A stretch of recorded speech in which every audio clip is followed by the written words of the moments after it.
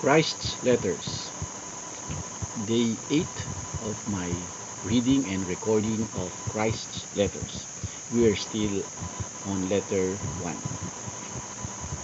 How can I describe for you my inner glow, my transcendent brightness and brilliance of joy, and powerful feelings of love, which possessed and inflated my entire being with their intensity until I cried out with the pressure within my mind and heart. It was so powerful it seemed it would entirely dissolve my bodily form. As I received all this sublime understanding of the reality, our source of being, and the true nature of creation itself and of mankind, I was uplifted in spirit and my body became light as air. At that time, when I was thus elevated within the divine creative power itself, I was indeed almost a divine person myself, experiencing a high degree of the nature of the Father creative power within me and feeling its own drive and caring concern for all humanity. Therefore, I could later say with truth, only I know and have seen the Father. In that moment, how I yearned to teach, heal, comfort, uplift, feed, take away the people's pain and misery.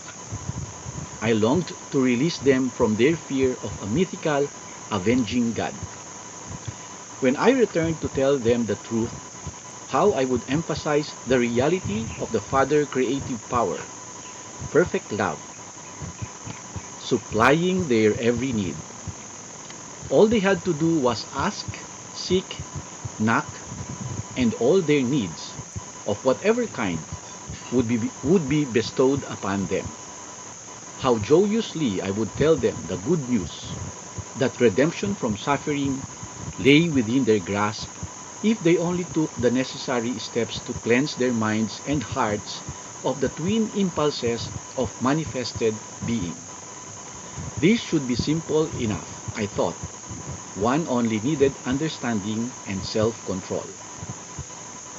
I have descended towards your vibrations to refer back to my actual state of mind during the time I was in the desert. It will help your own understanding immeasurably if you try to enter my state of consciousness at that time.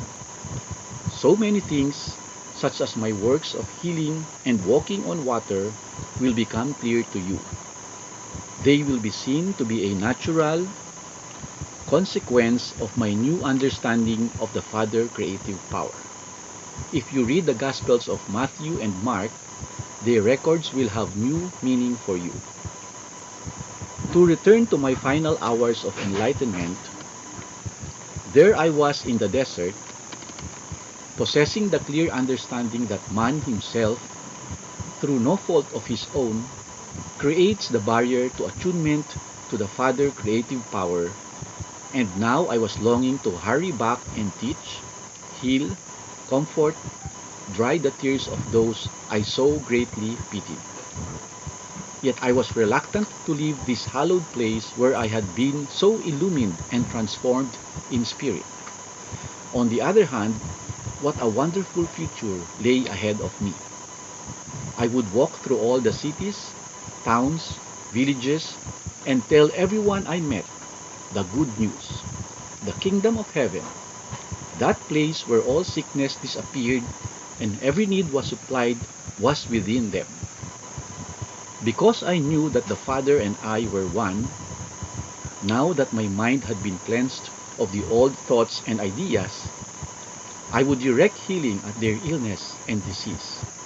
I would teach them how to relieve their poverty. When the Father consciousness within me began to dim, and I gradually returned to human consciousness, I became aware of a gnawing hunger and also a return of my human conditioning and thought. My reactions to my 6 weeks experiences began to change. My usual human awareness of me and my desires took over my thoughts. Why? The most amazing and completely unexpected thing has happened to me. I exulted. I have been given knowledge beyond any yet given to any other man. I was jubilant with the realization that, at last, my doubt and rebelliousness against the avenging God of the traditional Orthodox Jews was vindicated. I had been right after all. Who had ever suspected the human mind could be so highly creative that a strongly held thought or desire would actually manifest itself in the visible realm? I realized that Moses must have known something of these, because he had accomplished some strange things when the Israelites were in dire need. He became a leader and changed the course of the Israelites previously enslaved in Egypt. I could return now and free my people from the rigid control of their own teachers. My hunger pains now became intense. It occurred to me that I could turn stones into bread to satisfy my longing for food, because I remembered that the Father creative power worked through my mind, and therefore everything in the universe would be subject to my command. I was about to speak the word which would change stones into bread, but something in me halted me abruptly. It came to me strongly that the Father creative consciousness was perfect protection, nourishment, fulfillment of need, and so the hunger would be taken care of if I asked the Father for relief. I realized that if the little I, the human me, in my need, used the creative power for selfish reasons, I would be erecting a barrier between the Father creative consciousness and myself, and everything I had just learned might well be taken away from me. This frightened me, and swiftly I asked the Father creative power for new strength to carry me back to the habitations and Nazareth again. I also asked for relief of hunger in the form that would be right for me. Immediately, the hunger pangs subsided and I felt a surge of energy flow through my entire body. Thus I proved that all I had seen, heard, and understood was reality, and not some vain imagining born of my time in the desert, fasting and alone. My new energy enabled me to make haste over the rough tracks on my way out of the desert. On the way, I met a well-dressed man of sweet and pleasing countenance. He greeted me warmly, expressing concern on seeing my rough, unkempt appearance and loss of condition. Gladly, he sat me down on a rock and shared his excellent meat and bread with me. I wondered why he was in such a desolate place and where he had come from. In response to my questioning, he only smiled and seemed not the least surprised when I said I had been in the desert for so many days I had lost count of time. I explained how I was enlightened as to the true nature of the Creator of the world and shown the natural laws of existence. He only smiled and nodded. I am going back to my people to teach them everything I have learned, I said joyously. Why, I will be able to heal them and bring them release from every sickness and trouble. The stranger replied sadly, it will take many millennia. I was about to rebuke his lack of faith when I realized he was gone. I knew then that a divine messenger had come to succor with good bread and meat and compassionately give me warning that I might not find my mission so simple despite my enthusiasm. I was deflated by his word of warning. My enthusiasm waned. The way to the first village on my road seemed endless. How a change in human thought produces a change of mood. It came to me that I could further prove the truth of all I had been shown by jumping over the edge of a precipice which would greatly shorten my journey. As I was about to do this, it came to me forcibly that I was trying to prove my time of enlightenment was real. If I required such proof, then I was in a state of doubt, and I would probably kill myself. Besides, I had been shown that in every eventuality, I could lift my thoughts up to the Father creative consciousness and ask for a solution to every problem. How quickly I forgot the truth. So I prayed, passionately asking forgiveness for being weak enough to indulge my own fantasies and seeking my own way of doing things. Again, the answer came in renewed strength and a greater sureness of foot as I scrambled over the rough ground. I found too that I was covering long distances so quickly that it seemed that I had stepped outside normal time reckoning and I was in a lighter dimension where human experience was lifted above its heavy thraldom of exhausting expenditure of energy.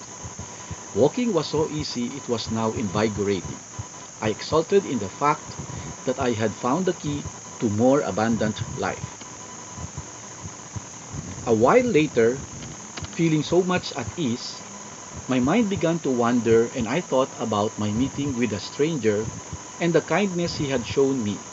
But I also remembered his warning, and again my old nature reasserted itself and I felt deeply rebellious that he should presume to tell me how my work would go.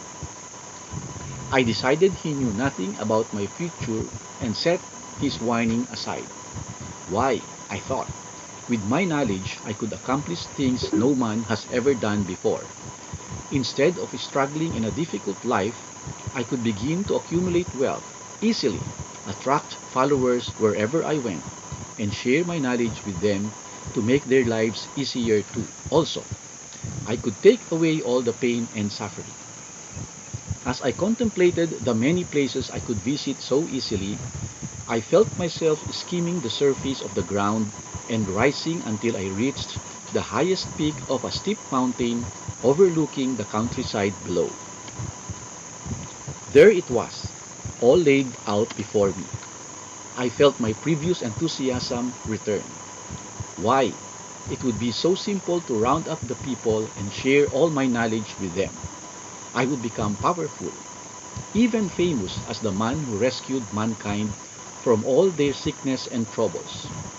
I would gain their admiration and respect and would no longer be remembered as an idle, worthless fellow.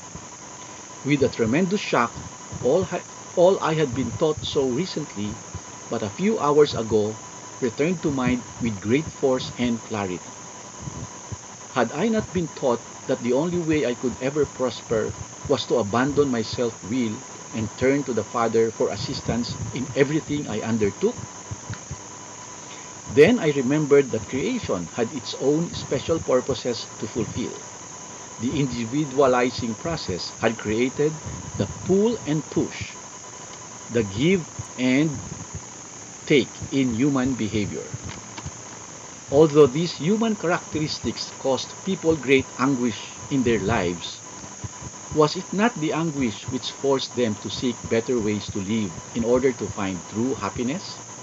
I realized that the ills of mankind had their place in the human scheme of existence. Was it right for me to bring privileged information to people in order to nullify the effects of the individualizing process?